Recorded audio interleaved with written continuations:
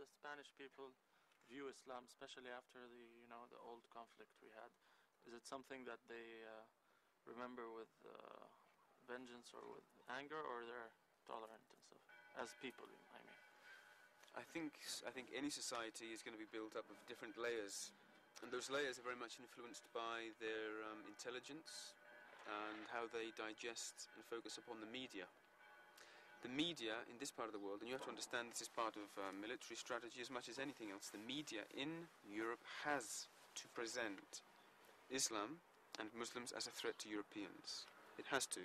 It follows suit with the United States, and the reason it has to do that is because what's really going on, the whole thing of the conflict with Taliban and Ataylar, the whole thing of the towers in New York, all of that is a much larger picture of what's going on around the world.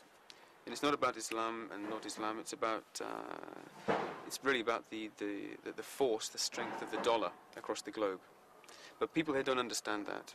But the media, in order to play a part in all of that game, has to maintain a certain stability economically, politically, and it will do so by using any means that it finds necessary. You'll find that people who come here and understand what the mosque represents, and they don't necessarily need to be from the lower classes. You find there are people who are neighbours of ours, and they've received the mosque very well indeed.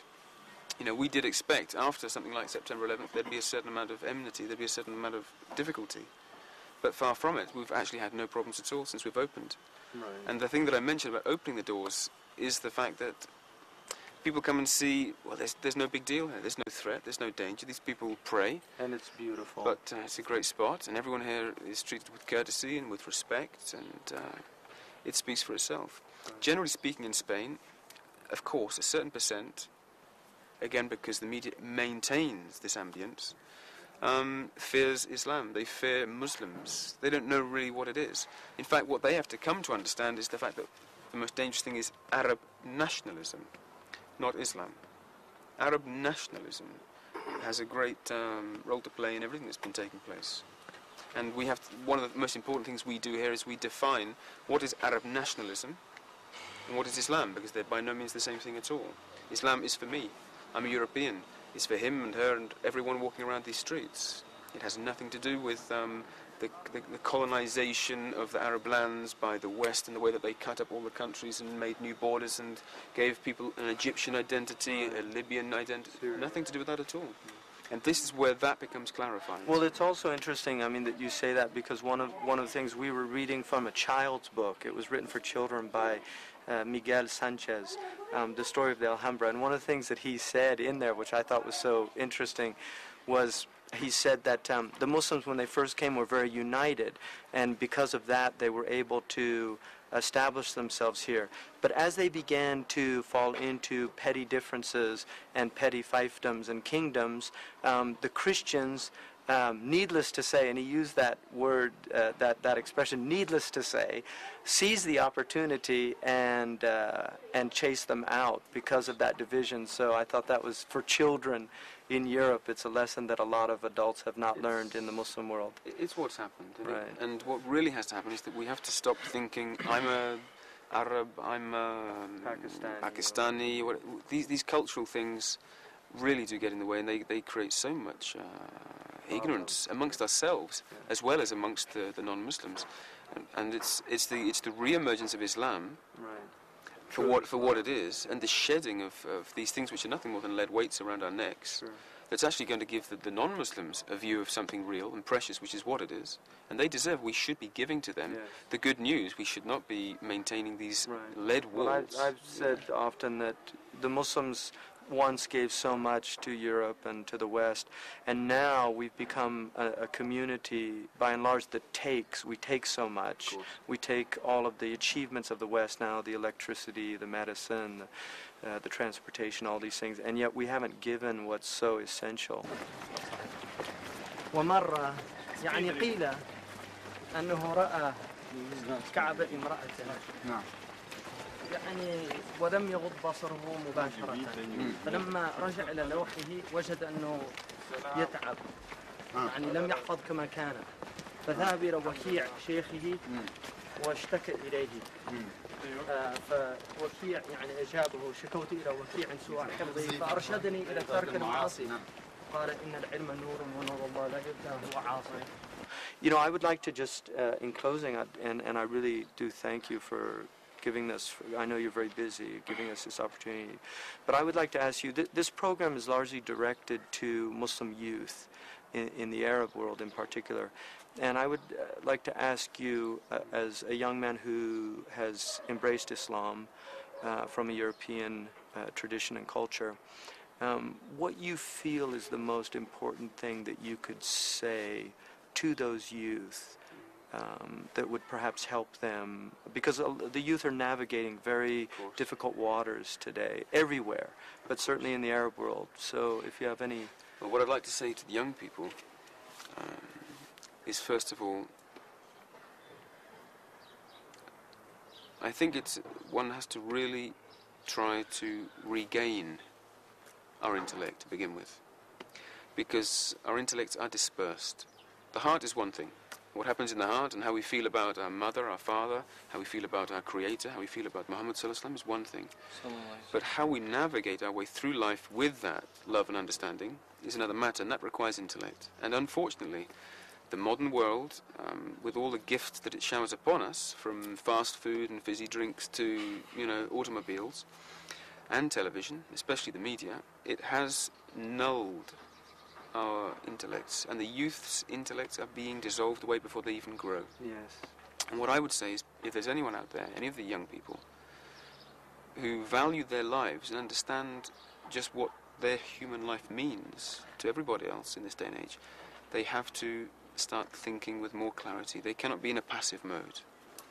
You cannot just accept everything that's thrown at you. You can't accept things that you read in the newspaper. You have to, if you like, turn in on yourself and reflect more on your Creator, reflect more on Islam in terms of how it's been transmitted to us, not through the media, not through modern means, and hopefully that will generate a keenness to understand, a keenness to learn, and a keenness to serve, and most important is serving.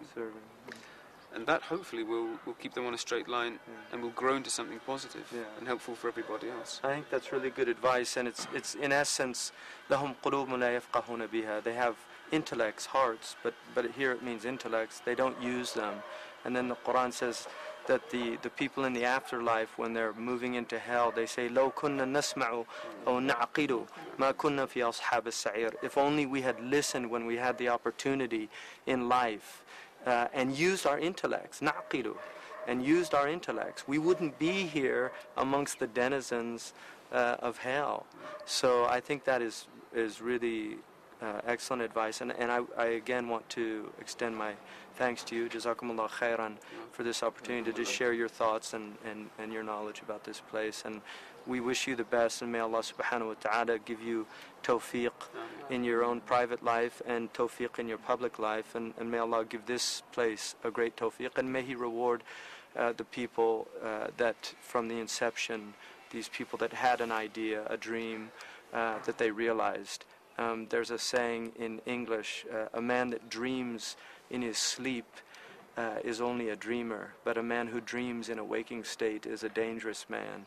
And realizing waking dreams is what Muslims are all about, and this is a dream that I'm sure the souls of all these centuries of Muslims, people like Ibn al-Asim, when I was studying in Mauritania, they have a text called Al-Asamiyya in Maliki Fiqh, and I remember one of my teachers saying, لَقَدْ رَقَّصَتْ غْرَنَاطَةُ بِابْنِ عَاصِمِ وَسَحَتْ دُمُوعًا بِالْقَضَاءِ الْمُنَزَّلِ.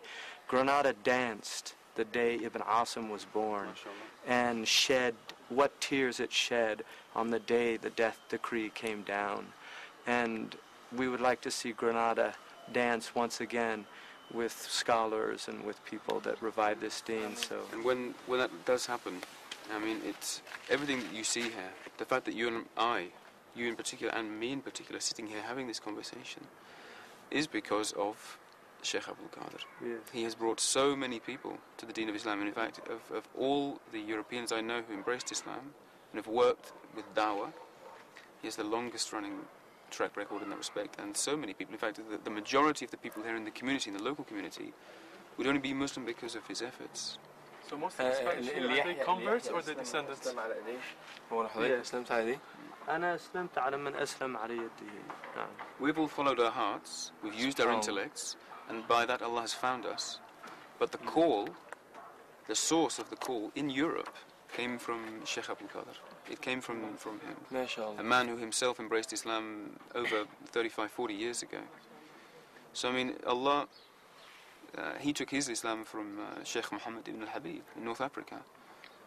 Who took his Islam all the way back to the Prophet ﷺ. So it's very important to mention that there's been a transmission from the time of the Rasul ﷺ, up till now, right through to your modern European. It's not been cut, and it thrives. Alhamdulillah. Thank you very much. Barakallah. Most of the Muslims here, the Spanish, are they descendants of the old, Indonesians, or they're converts? My wife's grandmother traces her origins right back to the Muslims of Al-Andalus. And if you look at my wife, you'll see by her features there's something Arab in her. And most of the people here, in fact, have Arab blood. Their music, their culture, their heritage, their art, their architecture, so much. Everything from these bricks. This was all established here by the Muslims. Yeah. So much of the flat bricks, they're beautiful. And they would do well to remember that. The fact that so much of European, everything from mathematics, geology, astronomy, so much of everything we regard as European. Their coffee and their orange juice in the morning. Yeah, where does it come from?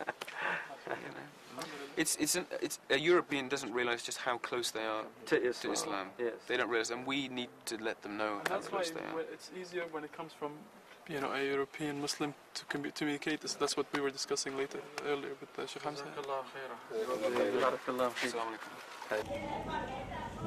It's good, huh? عندهم كل شيء حجم كبير. شفت الزيتون امس؟ فظيع. هم شايف الزيتون كل الشجر اللي تشوفه ده برا طريقه كل الزيتون. إن لجسدك عليك حقا, and wallahi we don't appreciate that hadith.